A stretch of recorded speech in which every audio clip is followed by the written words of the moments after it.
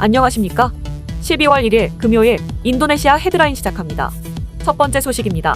지난 25일 AFP 통신 등에 따르면 인도네시아 외교부는 전날 성명을 내고 자카르타에서 지난 20일부터 사흘간 미얀마 군부, 소수민족 무장단체, 민주진영저항군 대표와 협상을 열었다고 밝혔습니다. 이번 협상의 주요 목적은 분쟁 당사자들 간의 통합적인 대화를 이루고 폭력을 줄이며 분쟁으로 영향을 받는 미얀마 국민들에게 안전한 인도적 지원을 제공하는 것입니다.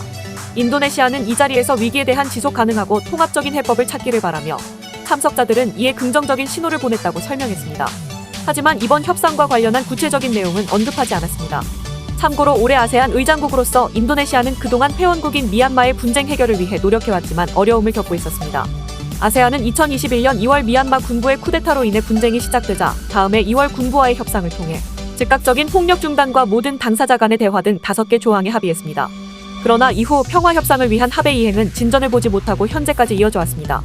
이에 지난 9월 아세안 정상회의 참석자들은 미얀마에서 발생한 민간인 공격을 강력하게 비난하며 군부를 직접 겨냥하기도 했습니다.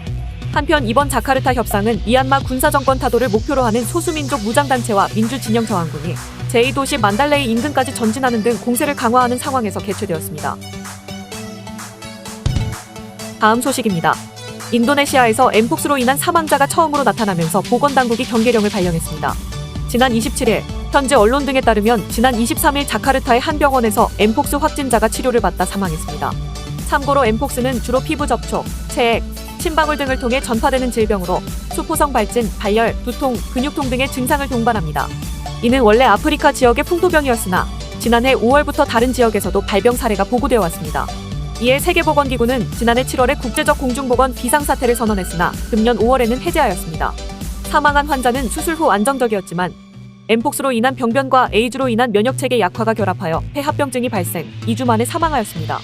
이는 인도네시아에서 엠폭스로 인한 첫 사망자로 인도네시아에서는 지난 10월 13일에 처음 엠폭스 환자가 나온 뒤 지금까지 57명의 엠폭스 확진자가 나왔으며 대부분의 환자는 자카르타를 비롯한 수도권에서 발생하였습니다.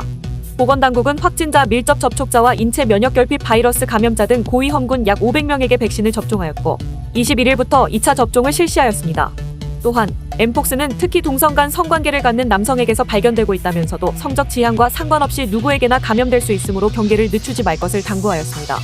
한편 전염병 학자 디키 부디만은 엠폭스의 치사율이 1%도 안 되는 점을 고려하면 실제 감염자 수가 1000명을 넘었을 것이라고 주장하며 정부가 추가 확산을 방지하기 위해 밀접 접촉자 관리와 환자 격리 등을 해야 한다고 덧붙였습니다. 다음 소식입니다. 최근 미얀마 출신의 로힝야족 난민들이 방글라데시에서 인도네시아로 이동하는 경우가 빈번하게 발생하고 있습니다. 이에 따라 인도네시아와 방글라데시 경찰이 단속을 강화하였다고 현지 언론 등이 26일 보도하였습니다. 인도네시아 수마트라 섬 아체주 경찰은 최근 24시간 해안 순찰을 실시하고 로힝야족 난민들의 상륙을 방지하기 위해 말라카 해협 해역을 감시하고 있다고 밝혔습니다. 또한 아체주 지역 어툰계에서도 자체 순찰을 강화하였습니다. 참고로 아체주에는 지난 14일부터 약 2000km를 항해한 1000명이 넘는 로힝야족 난민들을 실은 목선이 도착했습니다. 그러나 인도네시아 정부와 주민들은 UN 난민 협약에 서명하지 않았다며 난민들의 입국을 반대하고 있습니다. 또한 방글라데시 당국 역시 난민들의 불법 이동을 막기 위해 단속을 강화하고 있으며 특히 방글라데시 경찰은 난민들에게 돈을 받고 바다로 내보내는 조직을 잡는 데 집중하고 있습니다. 방글라데시 경찰은 지난 24일 미얀마 국경 건너편 방글라데시 텍나프의 하구에서 보트를 타려는 로힝야족 58명과 이들을 안내하던 방글라데시인 2명을 체포했다며 이들이 텍나프에서 배를 타고 인도네시아나 말레이시아로 가려 했다고 설명했습니다. 또한 난민들은 배에 타기 위해 1인당 $1000를 지불했다고 전했습니다. 한편 현재 방글라데시 콕스바자르 난민촌에는 로힝야족 난민 약 100만 명이 살고 있습니다.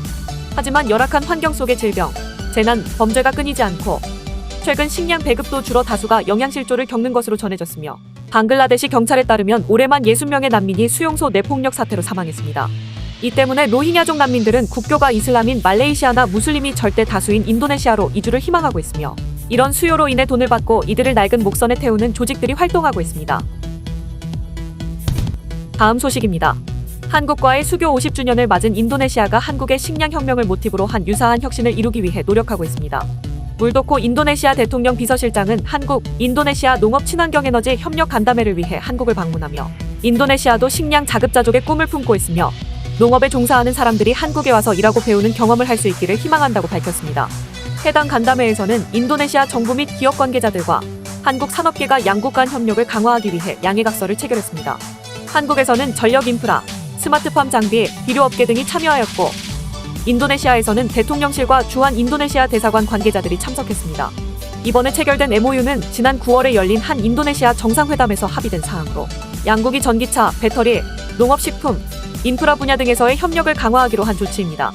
특히 농업식품 분야는 양국이 상호 필요한 분야로 꼽히고 있습니다. 물도코 실장은 한국의 농업기술이 인도네시아에 도입되면 농업의 부가가치가 더욱 올라갈 수 있을 것이며 한국에는 사료 공급이 더욱 원활해질 것으로 예상된다고 말했습니다.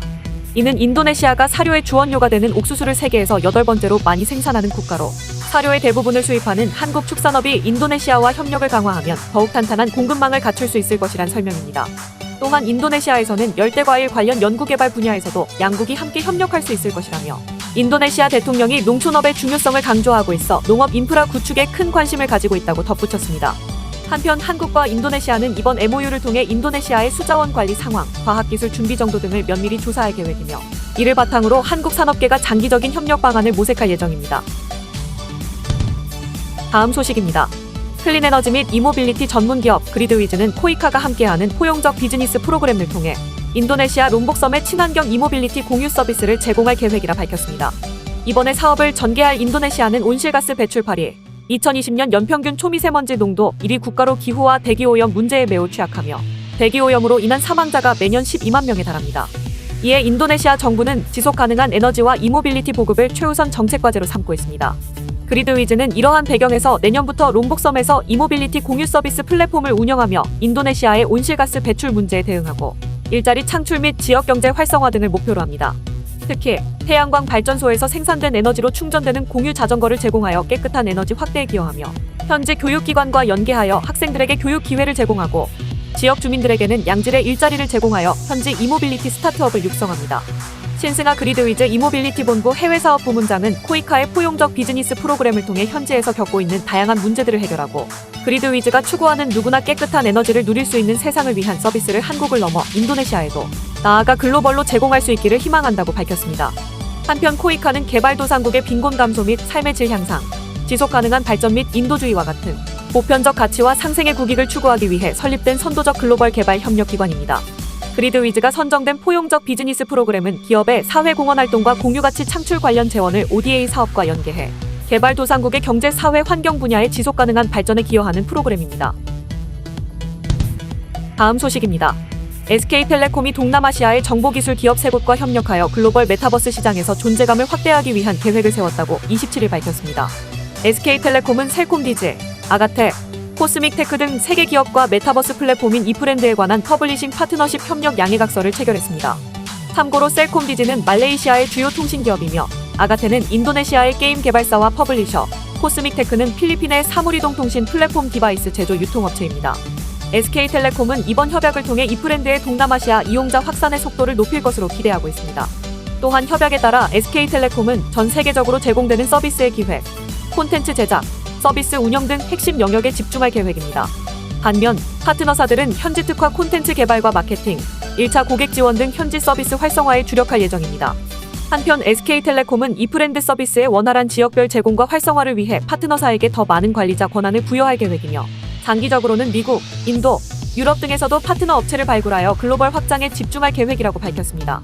양맹석 SK텔레콤 메타버스 컴퍼니 담당은 동남아의 대표 IT 기업 3곳과 협약을 맺고 이프렌드의 국가별 맞춤형 마케팅 활동을 전개한다면서 앞으로 더 많은 현지 기업과 협력해 지역별 이프렌드 이용자들이 문화와 사회에 적합한 콘텐츠 서비스를 이용할 수 있게 최선을 다하겠다고 밝혔습니다. 다음 소식입니다. 멸종위기에 처한 수마트라 코뿔소가 인도네시아의 웨이캄바스 국립공원에서 새끼를 낳았다고 인도네시아 환경부가 26일 밝혔습니다. AFP 통신 보도에 따르면 암컷 코뿔소 델릴라와 수컷 하라판 사이에서 무게 25kg의 수컷 코뿔소가 태어났습니다. 델릴라는 초산모이지만 별다른 거부 반응 없이 곧바로 새끼에게 모유를 수유했습니다. 이로써 웨이캄바스 국립공원에 있는 수마트라 코뿔소는 총 10마리가 되었습니다. 참고로 세계자연기금과 국제자연보전연맹에 따르면 인도네시아 수마트라와 보르네오 섬에 서식하는 수마트라 코뿔소는 전 세계적으로 80마리 미만으로 추정됩니다. 누르바야 바카르 환경부 장관은 이번 출산을 멸종위기에 처한 수마트라 코뿔소의 미래에 희망을 주는 놀라운 사건이라고 평가하며 코뿔소 보호에 더욱 박차를 가하겠다고 강조하였습니다. 한편 수마트라 코뿔소는 밀렵과 기후 변화 등으로 인해 개체 수가 크게 감소한 상태입니다. 특히 코뿔소의 뿔은 약재로 인기가 높아 밀렵꾼들의 주요 표적이 되어왔습니다. 이에 인도네시아는 웨이 캄바스 국립공원에서 수마트라 코뿔소 간의 자연스러운 짝짓기를 유도하여 개체수를 늘리는 데 노력해왔습니다. 이번에 태어난 새끼를 포함해 이 국립공원의 반야생 번식 프로그램을 통해 태어난 수마트라 코뿔소는 총 5마리입니다. 시청해주셔서 감사합니다. 다음 시간에 뵙겠습니다.